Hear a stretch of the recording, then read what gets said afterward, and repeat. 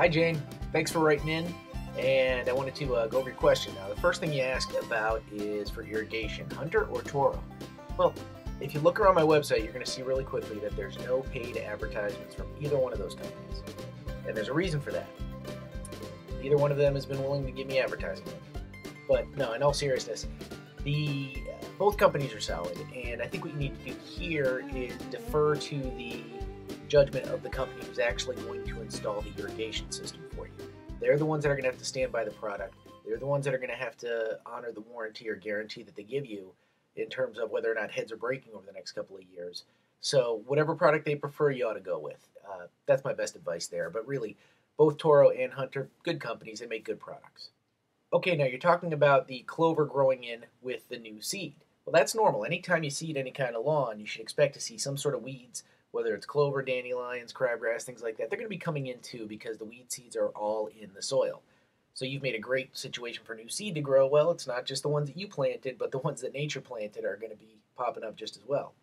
So you want to know, when should you apply a pesticide? Well, first let me raise this one, which is you don't have to apply a pesticide. You don't have to spray to get rid of the clover unless you really want to. I mean, there's certainly nothing to stop you from doing that.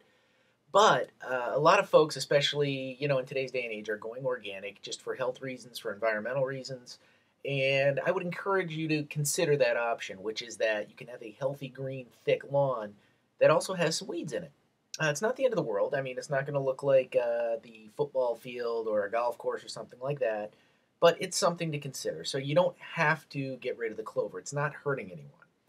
But if you do want to get rid of the clover, you're going to have to use a selective herbicide, and you would want to do that once the grass is really grown in thick and full, and you've mowed it, I would say 4 or 5 times, and it just looks like a nice full lawn that happens to have a lot of clover mixed in with it.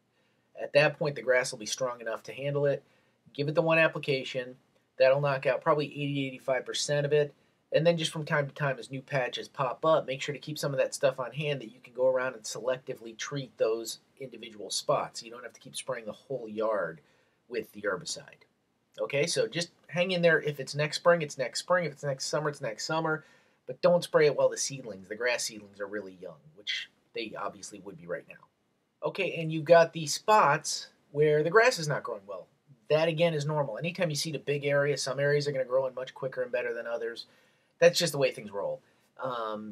Your lawn is not perfectly uniform in terms of the soil all over it, and so certain soil is going to hold water a little bit better, or the irrigation system, or the irrigation that you're using, I know you don't have a system yet, is going to be hitting some areas better than other areas. So, should you aerate and seed those spots in the spring? I would say yes, definitely.